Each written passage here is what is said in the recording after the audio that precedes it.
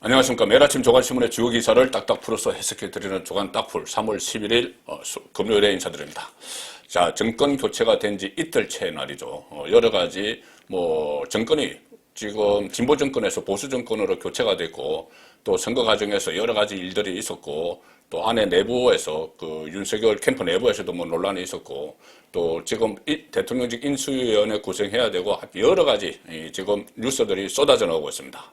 자, 일단 오늘 이틀째 조간신문 일면 토본 어제 윤석열 당선인이 이 대통령 당선인으로서 첫날을 지냈죠. 그리고 기자들과 간담회도 하고 했는데 그 소식들을 일면 톱으로 전하고 있습니다. 일단 두 가지만 제가 보여드리겠습니다.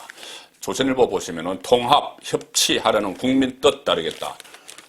통합과 협치, 그리고 국민 뜻, 여기에 방점을 다 찍었습니다. 다른 조간신문 톱도 통합, 협치, 국민, 자, 여기에 강조점을 뒀습니다. 국민의 이익을 기준으로 하면 진영, 보수, 영호남 따로 없을 것이다. 국정 운영은 참모 뒤에 숨지 않고, 누구처럼 참모 뒤에 숨지 않고, 정부 잘못이 있으면 솔직하게 고백하겠다. 자, 이런 메시지를 내놨습니다. 동아일보도 윤석열 통합, 협치, 국민 뜻 다 같습니다. 다 같이 통합, 협치, 국민 뜻에 따르겠다. 자, 이런 국정 운영, 큰 줄기에 이것은 국정 운영 방향이죠. 지금부터는 국정 과제, 10대 과제, 100대 과제, 자, 이런 것들 다 내놔야 됩니다. 물론 그 전에 대통령직 인수위원회를 구성을 해야 되겠죠. 지금 인수위원장에는 여러 사람이 거론되고 있습니다. 제가 말씀드렸다시피 김한길 전 대표도 있고, 또 오늘 오찬을 안철수 국민의당 대표가 하죠. 그래서 안철수 국민의당 대표가 인수위원장을 맡을 것이란 말도 있고, 또 김병준 교수, 캠프에 참여했던 김병준 교수가 맡을 것이란 말도 여러 가지 말이 있는데, 일단 안철수 국민의당 대표가 인수위원장을 맡는 방안에 대해서는 저는 좀 일단 부정적입니다. 왜 그러냐면 인수위원회 공동으로 구성을 하기로 했죠. 그래서 공동으로 구성을 하기로 했으면 인수위원장을 국민의당 대표가 그냥 맡는 것은 맡을 수도 있지만, 가령 국민의당 대표 안철수가 인수위원장을 맡으면 인수위에서 앞으로 계속 여러 가지 인사 문제까지 다 의논을 합니다. 국정 방향은 기본이고 인사 문제까지 의논을 하는데, 인수위원장이 바로 국무총리로 간다든가 그럴 경우에는 맞지가 않죠. 인수위에서 새 정부를 틀을 짜는데 인수위원장 스스로 국무총리로 간다, 이런 건 맞지 않습니다. 그래서 안철수 대표 입장에서는 여러 가지 길이 있죠. 국무총리로 가는 길도 있고, 아니면 지방선거를 앞두고 여당 안에 들어가서 활동하는 그런 방향도 있습니다. 이건 다시 말씀드리고, 자, 여기서 계속 말씀드리다시피 통합과 협치, 이런 메시지를 계속 내놓는데, 오늘 당선 이틀째 되는 오늘 벌써 당 안에서, 그러니까 윤석열 당선인 주변에서, 안에서 통합과 협치가 좀 이루어져야 되는 것 아닌가, 그런 이야기가 나오고 있습니다. 조금 전에 제가 말씀드린 인수위원장 자리도 그렇지만, 제가 이것을 부정적으로 말씀드리는 것은 아니고, 어쨌든 여러 세력이 모여서 정권을 교체를 했기 때문에 안에서 충돌이 일어나는 건 불가피한 일이죠. 자, 그런데 이 정권 안의 새 정권 안의 통합 협치를 먼저 해야 된다. 자, 그런 말씀을 드리려고 하는데, 자, 대선 기간 내내 리스크로 등장했던 인물이 있었죠. 나중에 윤석열 후보 시절에 결국 끌어안고 같이 왔지만, 이준석입니다. 이준석. 지금 국민의힘 당대표. 자, 지금 37살인데 딱 여당 대표가 됩니다. 아직은 대통령이 취임하지 않았기 때문에, 윤석열 대통령 취임하지 않았기 때문에 아직은 야당이지만, 5월 10일 윤석열 대통령 취임을 하면은 그때부터 이준석은 집권 여당의 대표가 됩니다. 2017년 추미애 민주당 대표가 그렇게 했었죠. 갑자기 위치가 집권 여당의 대표로 되는데, 37살 나이에 집권 여당 대표가 상당히 당 안에서 지금 혼란을 일으킬 수가 있습니다. 조금 전에 말씀드린 대로 안철수 국민의당 대표와 만약에 당대당 통합을 한다면은, 지금 통합을 하기로 했죠. 국민의힘과 국민의당이 당대당 통합을 하게 되면은 이 통합전당대회를 열어야 됩니다. 그러면 당대표를 새로 뽑아야죠. 이준석은 본인은 내년 6월까지 임기가 되어 있습니다. 그래서 이준석은 완강히 반대하겠죠. 그래서 당대당 통합이 아니고 흡수 통합을 지금 이야기합니다. 국민의당이 그냥 개별적으로 올 사람은 이쪽으로 다 들어와라. 그러면 흡수하는 거죠. 그러면은 전당대회 새로 할 필요가 없죠. 그래서 당장 당대당 통합이냐 흡수 통합이냐 이것이 논란이 벌어질 텐데 이준석 대표는 그 대선 과정에서 이른바 본인이 이름을 붙인 윤핵관 윤석열 후보 당시 후보의 핵심 관계자 윤핵관들과 충돌을 일으켰죠. 마찰을 일으켰는데 지금 벌써 새 정부가 공식 출범하기 전에 파워게임에 나서는 그런 움직임을 보이고 있습니다. 자, 조선일보 오면 보시면은 여당 대표가 된 37세 이준석 벌써 주도권 잡기에 나섰다. 자, 벌써 주도권 잡기에 나섰다. 뭐냐면은 본인이 당 대표로서의 권한을 지금 행사하기 시작했습니다. 이 대선 때는 후보에게 당의 후보에게 당무 우선권을 주도록 돼 있죠. 그런데 이제 후보가 당선인이 됐으니 다시 본인이 당의 1인자다 이렇게 해서 주도권 잡기를 시작을 했습니다. 자, 이것이 어떤 방향으로 흘러갈지 이 당 안의 큰 파열음이 일어날 수가 있습니다. 이 새로운 그 정권 안에서 집권당이 된 국민의힘 대규모 당직 개편을 예고를 했다. 벌써 권영세 사임한 사무총장 후임에 한기호 의원 곧바로 복귀를 시켰다. 한기호는 윤석 대선 체제에 들어서기 전에 이준석이 그 사무총장에 임명을 했다가 대선 체제에 들어가면서 이 권영세 선대본부장에게 모든 걸 맡기기 위해서 사무총장직을 권영세 그 본부장에게 줬었죠. 그런데 선거가 끝나고 권영세가 사임을 하니 그 자리에 다시 이준석이 임명했던 한기호 사무총장을 앉히려고 하는 겁니다. 자, 사무총장은 통합 과정이나 국민의당 통합 과정 이런 데서 상당히 이 실질적인 그 업무를 하죠. 그리고 사무총장은 당의 이 살림을 사는 자리입니다. 그리고 또 공천에 관여를 하죠. 지방선거 공천. 자, 이런 것을 다 염두에 두고 이준석이 본인이 믿을 만한 한기호 사무총장을 다시 앉히는 겁니다. 당대당 통합 과정에서도 본인의 뜻을 반영을 해서 당대당 통합이 안 되고 흡수 통합을 만들기 위한 그런 포석이죠. 그리고 이 당대표 비서실장도 그 교체를 할 것이다. 이렇게 이야기하고 특히 전략기획부총장, 여의도연구원장, 중앙연수원장 여기에서 대대적인 인사를 하겠다. 자, 그런 보관을 밝히고 있습니다. 자, 그래서 이 국민의힘 안팎에서는 대선 때 당무 우선권을 윤석열 당선인에게 내줬던 이준석이 다시 당무 주도권 회복에 나섰다.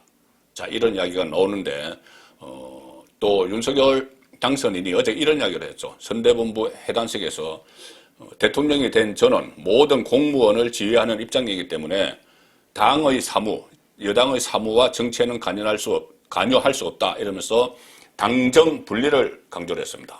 이것은 원칙론전이죠. 원칙이죠. 본인이 원론적입니다. 원론적. 모든 공무원을 지휘하기 때문에 이 당 쪽에 이거 분립이 되어 있기 때문에 그 행정부와 입법부 이렇게 분리 이야기를 하는 것 같습니다. 분리가 되어 있기 때문에 당의 사무와 정치에는 관여할 수 없다. 이렇게 이야기를 했습니다. 자, 이것은 원론적인 이야기고 현실로는 좀 그렇지 않죠. 유기적으로 움직일 필요가 항상 있습니다. 어쨌든 그것과 별개로 윤석열 당선인이 이렇게 이야기한 그 틈새에 이준석이 파고 들어가는 겁니다. 당은 내가 장악을 할 거야. 이렇게. 자, 그래서 당대당 가장 지금 충돌할 지점이 당대당 통합이 아니고 흡수 통합을 주장을 하게 되기 때문에 그러면은 이 안철수 진영에서는 또 반발을 하겠죠. 워낙 이번에 표차가 적었기 때문에 후보 단일화를 하지 않았으면 졌을 수도 있다. 이것이 안철수 쪽의 생각이기 때문에 그러면 토사구팽하는 거냐 이렇게 될 수가 있습니다. 그래서 이준석 리스크가 지금 윤석열 신정부에서도 좀 발생을 할 수가 있습니다. 그리고 이준석은 이번에 대선 과정에서 본인이 비단 주머니 하면서 마치 본인이 이 대선 승리의 1등 공신인 것처럼 하는데, 자, 언론의 평가는 전혀 그렇지 않습니다. 여러 가지 부정적인 평가가 나옵니다. 이 서울신문 보시면은 이준석이 어제 의원총회가 있었습니다. 새로 국회의원이 된 그 보궐선거에서 당선된 4명이 한영 인사도 하고 그렇게 의원총회가 있었는데 거기서 이준석이 웃으면서 이제 나는 여당 대표다 이런 이야기를 했다고 합니다. 뭐 그거는 그렇다 치고 그런데 이제는 여당 대표다 했는데 초박빙 신승 간신히 이긴 이 선거 결과를 두고 자 이준석은 과연 여기에서 어떤 역할을 했을까? 자, 이준석이 아니면은 더 많은 표차로 벌리지 않았을까? 자, 그런 분석들이 이 서울신문뿐이 아니고 여러 언론에서 오늘 아침에 나왔습니다. 전략이 잘못됐다는 거죠. 국민의힘 이대표 앞나란해서 대선 기간 동안 이준석이 계속 2030 세대 갈라치기를 했습니다. 이대남, 이대녀 이런 식으로 하면서 젠더 갈라치기를 해서 진중권 교수와도 논란을 빚고 했죠. 그때 대선 때 내세웠던 것이 세대포이론입니다. 세대포이론. 그래서 2030 세대 남성과 60대 이상 고령층의 표심을 한꺼번에 모아서 여권 성향인 4050을 고립시키자 이겁니다. 세대포이론. 또 이 호남을 집중 공략해서 내가 25% 30% 자선한다. 득표를 자선한다. 이러면서 호남에 집중을 막 했죠. 윤석열 후보의 호남 일정도 계속 고집을 했습니다. 그런데 그 역작용으로 지금 부산 쪽에서 부산, 울산, 경남, 특히 부산에서 상당히 투표율도 떨어지고 지지율도 낮게 나오는 자 이런 반작용이 일어났다는 분석이 지금 증가해서 나오고 있습니다. 호남을 집중 공략에 25, 30% 득표를 자신했는데 그리고 또 이 말도 했죠. 선거 막판에 이재명 후보와 격차가 10%포인트 안팎까지 이를 것이다. 이렇게 전망을 해서 긴장감을 떨어뜨리는 제가 어제 말씀드렸죠. 여의도 연구원 조사 결과가 11.1% 앞섰는데 그걸 이제 여론조사 공표 검증 기관이니까 말을 못하고 자기가 전망하는 것처럼 10% 이상 우리가 이길 수 있다. 근데 결과는 뭐 지금 0.7%이겠죠. 자, 이래서 정말 전략이 없었다. 전략 미스 이거보다는 전략이 없었다고 저는 봅니다. 오로지 자기 정치, 자기 가시를 위해서 계속 이야기를 해왔고 그 실제 결과는 10% 주장했지만 0.73포인트가 나오는 초박빙이었죠.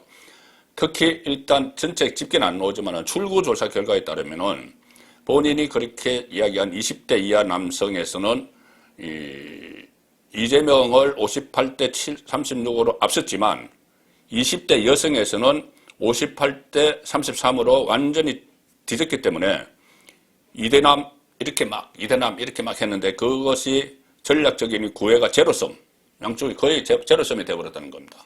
괜히 분열만 일으키고 이득은 하나도 없었다는 이야기죠. 또 호남 득표율도 결국은 지금 10% 초중반 나타났죠. 본인은 30% 이야기했는데 그래서 이준석의 전략에 문제가 있었다 이런 지적이 나가고 뭐 중앙일보도 세대포이론 호남 30% 득표 이준석 전략 다 엇나갔다. 당원 게시판에는 그래서 이준석 대표에 대한 비난글이 줄을 잇고 있습니다. 선거 전날 10%포인트 차로 승리 이 발언에는 대래 지지층의 결집을 떨어뜨렸다. 자, 이런 비판이 나오는데 여기에 아랑곳하지 않고 지금 이준석은 당직 교체 뭐 이런 무기를 바탕으로 본인이 다시 주도권을 잡기 위해서 활동에 나섰는데 자, 실제로 역대 대선을 보면은 대통령 선거가 끝나면 무조건 대통령 주변이 우선입니다. 일단 강력한 힘을 가지고 새 정부를 구성을 해야 되는데 뭐 당대표가 저렇게 뭐 한다고 해서 그게 신경 쓸 여유가 없죠. 새로 구성되는 대통령 주변의 이너서클이 이 이너서클이 부정적으로 작용할 때도 있지만 정권 초반에 밀어붙일 때는 강력한 힘을 가지고 밀어붙이죠. 실제로 그랬습니다. 이 윤핵관이라고 했던 이준석 윤핵관이라고 했던 윤핵관 보통 3명을 이야기합니다. 장제원 또 권성동 윤한홍 그런데 그 중에서도 핵심은 장제원이죠. 장제원은 이준석이 계속 겨냥을 했던 인물입니다. 부산에 가서 장제원이 없는 부산 장제원 지역구 사무실에 막 가고 이랬죠. 자, 그런데 이 장제원은 지금 윤핵관 논란에서 물러나 있으면서도 그때 확인이 됐죠. 안철수와의 단일화를 정권을 가지고 추진을 했던 장제원입니다. 그리고 어제 첫 인사를 했는데 윤석열 당선인이 첫 인사가 장제원입니다. 비서실장, 당선인 비서실장이라는 핵심 요직에 앉혔죠. 자, 그래서 이 장제원과 이 이준석의 어떤 대치는 지금 다시 시작되겠지만은 결과적으로는 장제원을 이준석이 범접할 수 없다. 저는 그렇게 봅니다. 정권의 권력 생리상 그리고 장제원뿐이 아니죠. 윤석열 당선인 주변에서 선거를 도왔던 다른 사람들도 일제히 부상을 하고 있습니다. 자, 오늘 기사들입니다. 서울신문, 동아일보, 중앙일보 기사들인데, 자, 소위 말하는 윤핵관 3인의 이야기가 나옵니다. 권성동, 장제원, 윤한홍 이 세 사람의 또 선거를 지휘한 선대본부장 출신 권영세, 또 정책본부장을 했던 원희룡 이런 사람들이 대대적으로 이제 부상을 한다. 이 기사들이 일제히 다 실려 있죠. 자, 이런 상황에서 이준석 당대표가 여기 치고 들어갈 그런 틈새는 상당히 적다. 그 말씀을 드리기 위해서 이 기사들을 소개를 해 드립니다. 이 사람들이 앞으로 주도를 해서 새 정부를 꾸리겠죠. 당내 세력 기반 다진 권성동, 윤한홍, 선거 지휘한 권영세는 인수위원회 부위원장으로 거론이 되고 있습니다. 인수위원장은 통상적으로 좀 상징적인 인물을 세우고 부위원장이 실질적인 권한을 행사하는 그런 사례가 많죠. 그래서 권영세가 그 자리에 갈 것이다. 대장동 여론 주도한 원희룡은 입각 가능성이 있다. 장관직에. 그리고 윤석열의 용인수를 여기서 보면은 한 번 믿으면 끝까지 쓴다. 이 장제원을 속전속결로 임명을 하는 것을 보면 그런 인사 스타일인 것 같습니다. 그리고 또 김원혜 공보단장도 인수위 대변인으로 바로 지명을 하죠. 자, 그래서 속전속결로 윤핵관 논란을 정면 돌파하는, 신경 쓰지 않는 그런 직진형 용인수를 지금 보여주기 시작을 했다. 그렇게 평가를 할 수가 있습니다. 자, 대선 때 이 논란이 됐었죠. 지금 이제 당선인 부인, 5월 10일 이후에는 퍼스트레이디, 영부인, 김건희 여사, 언론은 다 여사로 지금 지칭을 하기 시작을 했습니다. 그 전에 김건희 씨에서 김건희 여사, 이 대선 때 한 차례 국민 앞에 나와서 사과를 하고 그 다음에 자명을 했죠. 자, 영부인 된 김건희 여사 관련 기사들이 몇 가지 나왔습니다. 김건희 여사가 이 언론과 인터뷰까지 했습니다. 서면 인터뷰.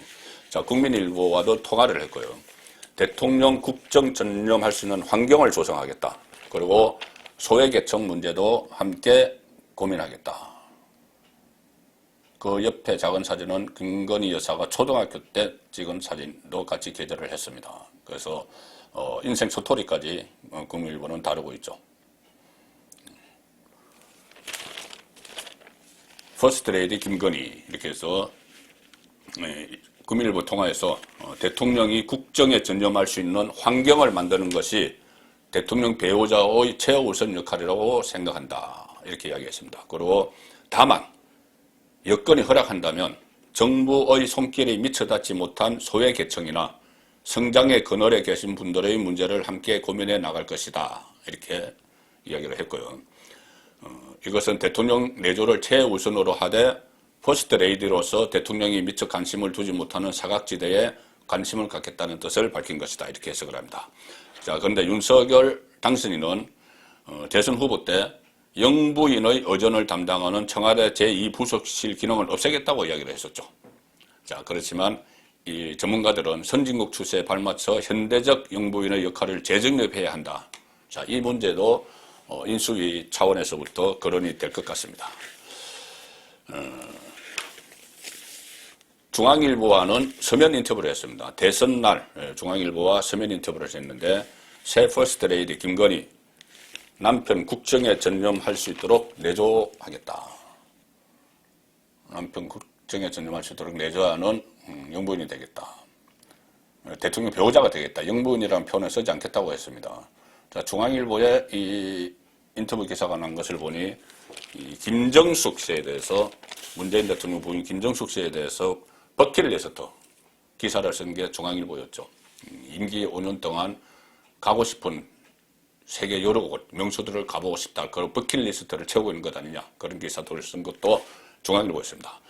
자, 대선날 중앙일보와 서면 인터뷰를 했는데 일체의 정치적 메시지는 안 되겠다. 그리고 코바나 컨텐츠, 그 전시기획사죠. 그 운영도 접을 계획이다. 그리고 남편과의 러브스토리 이런 것도 이야기를 했습니다. 연애할 때 평생 밥 해준다고 했던 남편이 결혼 10년이 지났는데도 계속 밥을 해준다. 그래서 감동을 받았다. 이런 이야기도 있고 영부인, 인터뷰에서 이런 말을 했습니다. 김건희 여사. 영부인이라는 호칭보다는 대통령 배우자라는 표현이 좋다고 생각한다. 그 역할은 시대와 사회상에 부합하는 국민 요구에 따른 것으로 이해한다. 이렇게 이야기를 했고 어제 유세기관 중에 국민의힘 소속 정치인들의 배우자들이 만든 모임이 있죠. 동행의 힘.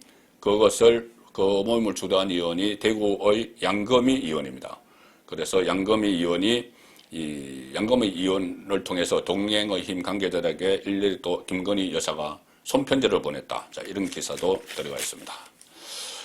자, 지금부터 또 논란이 될 것 중에 하나가 뭐냐면, 강화문 시대를 열겠다. 윤석열 당선인이 강화문 시대를 열겠다 했죠. 그래서 그 핵심은 뭐냐면은, 저 뒤에, 제 뒤로, 저 멀리 산 밑에 보시면은, 그 북악산이고 그 밑에가 청와대입니다. 그 청와대고, 그 옆에 이렇게 건물이 하나 있죠. 저쪽 큰 건물이 하나 보이는데, 그 옆에 건물입니다. 이 건물이 보이는데, 이 건물이 정부 종합청사입니다. 그러니까 청와대와 정부 종합청사 거리는 한 1, 2km? 자, 그 정도 거리인데, 청와대에서 나와서 정부 종합청사에 대통령 집무실을 만들겠다는 그 구상이죠. 이것은 문재인 그 대통령도 그 대선 때 공약을 했다가 결국 접었습니다. 그런데 그 공약을 그것보다 더 좀 획기적인 이 강화문 시대 이야기를 했었죠. 그래서 인수위에 당장 강화문 특위를 설치를 한다. TF를 설치를 한다. 정말 옮기겠다. 자, 중앙일보는 인수위에 강화문 특위를 설치한다는데 이번에는 직무실을 정말 옮길까? 자, 이런 기사가 나옵니다. 문재인 때 한번 못했기 때문에 과연 옮길 수 있을까? 이 옆에 이 사진은 경호 사진입니다. 당선인은 대통령급 경호를 받죠. 경호 사진인데 이런 경호가 저기 번화한 이 거리로 강화문 사거리에서 상당히 번화합니다. 이 강화문 거리가. 이쪽으로 대통령이 나왔을 때 매일 출퇴근을 할 텐데 그리고 이 대통령 관저는 원래는 저 뒤에 청와대 보이는 저 산 옆에 있는데 저 밑으로 있는 국무총리실 공간이 있습니다. 국무총리실 공간을 사용한다. 자, 이런 구상이면 그런 국무총리실에서 이 종합청사까지 이렇게 이동을 해야 되죠. 매일 이동을 해야 됩니다. 출근하고 퇴근하고 해야 되는데 그러면 그 일대 교통을 다 통제를 해야 되겠죠. 자, 그런 문제들을 어떻게 해결할 것이냐. 강화문 청사서 취임 후에 첫 직무를 목표로 하는데 그래서 인수위 출범 즉시 국민 의견을 수렴하는데 경호를 해결하고 업무 공간 확보가 숙제다. 그 관저는 삼청동 총리 공간이 유력하다. 그래서 문재인 사례에서 볼 수 있듯이 난관은 역시 경호 문제와 부지. 문재인이 강화문 이전 공약을 철회한 데는 고층 유리 건물이 절비한 강화문에서 대통령의 경호가 쉽지 않은 데다 수백 명의 청와대 직원을 수용하고 외빈을 초청할 공간도 마땅치 않다. 경내 헬기장 부지 마련도 문제다. 자, 이것들이 저 안에 다 있었죠. 청와대 안에 경내 헬기장도 저 안에 다 있고, 이 청와대 직원을 수용하는 비서동도 청와대 안에 다 있고, 또 저 안에 보면은 경호실, 경호원들이 운동을 하는 연무관도 저 안에 다 있습니다. 그리고 이 영빈관, 외국 그 VIP들 오면은 연애를 영빈관도 저 안에 다 있었죠. 근데 저걸 국민들에게 완전히 개방을 하면은 시스템이 완전히 바뀌어야 됩니다. 완전히 바뀌어야 되고 특히 경호 문제. 근데 이 경호 문제도 제가 어제 이 과거 그 정권에서 경호실에 몸담았고 지금 경호학 전공을 하는 교수와 통화를 했는데 이 경호 문제라는 것이 단순히 이 대통령의 신변보호뿐이 아니라는 거죠. 신변보호뿐이 아니고 여러 가지 어떤 국가 기밀 사항을 같이 이제 청와대 안에서 국가 기밀 사항이 다뤄지기 때문에 국가 기밀을 지키는 것도 대통령 경호실이 하는 일이라는 겁니다. 그런데 만약에 이 밖으로 이렇게 나오면은 여기 중앙일보에서도 말한 것 같이 고층 유리 건물이 전리비안 강화문에서 자, 대통령의 경우가 쉽지 않다. 여기서도 저쪽에 정부종합청사가 다 보이죠. 정부종합청사 뭐 몇 층에 있든지 대통령 집무실이 여기서도 다 보입니다. 유리 건물이 이 건물 말고 다른 건물에서도 다 보이죠. 자, 그러면은 거기서 물론 대통령의 신병 경우도 그렇지만 여러 가지 국정 주요 문서들이 다 거의 지금 그 도청이나 이런 장비가 엄청 발달했기 때문에 그 경호학과 교수의 이야기도 가령 유리에다가 이 도청 장치를 쏘면은 그 유리에서 도청이 바로 될 수가 있다는 겁니다. 그리고 그것을 방지하는 기술도 또 있다는 거죠. 방지하는 기술이 지금 청와대 안에서 다 돼 있는데 이걸 이쪽으로 옮기면은 처음부터 다시 해야 된다. 자, 그런 논란이 지금 있는데 어떻게 이것을 극복을 할지는 한번 지켜봐야 될 문제 같습니다. 그리고 이것이 논쟁이 되면은 제가 말씀드린 그 경호 전문 교수를 한번 초청을 해서 구체적인 이야기를 들어보도록 하겠습니다. 자, 나머지 소식은 간략하게 전해드리겠습니다. 어제 5명의 재보선 국회의원 선거에서 승리한 사람도 있었죠. 사실상 전부 다 국민의힘입니다. 최재형, 조원희, 정우택, 김학용. 그리고 중남구에서는 곽상도 의원 문제이기 때문에 국민의힘이 후보자를 내지 않았는데 거기도 국민의힘 출신 다시 복당할 사람이 국회의원이 됐습니다. 임병헌. 그리고 서초갑의 조원희 전 구청장은 무려 72.7% 지지를 얻어서 민주당 후보를 크게 눌렀죠. 민주당 후보 24, 73대 24 압도적으로 눌러서 당선이 됐습니다. 자, 홍준표 의원 경선에서 지고 처음에 목렬을 부리다가 나중에 합류를 했죠. 어제 SNS에 글을 올려서 이제 마음 편하게 하방할 때가 됐다. 하방. 지방으로 떠난다는 이야기죠. 그래서 대구시장 출마 의사를 공식적으로 밝혔습니다. 중앙정치는 윤석열 대통령 당선인에게 맡기고 저는 하방을 하고자 한다. 대구시장 출마한다. 자, 이 문제도 이 대구 사회에서는 상당히 지금 논란이 될 조짐입니다. 자, 이재명 1614만 표 최다 득표를 했습니다. 6대 민주당 대선 후보 중에 한겨레 기사입니다. 이재명의 정치 재기, 그런데 대장동 수사가 복병이다. 대장동 수사가 복병이다. 자, 대장동뿐이 아니죠. 복현동, 성남FC 여러 가지 수사 중이거나 하다가 중단된 것들이 많습니다. 본인은 지금 이재명은 앞날에 대해서 여러 가지 이야기가 나옵니다. 서울시장 출마설까지도 나오고 아니면은 당권에 도전해서 차기를 노릴 것이다. 이런 이야기도 나오고 뭐 여러 가지 이야기가 나오는데 대장동 수사가 과연 이대로 그냥 덮을 것인가?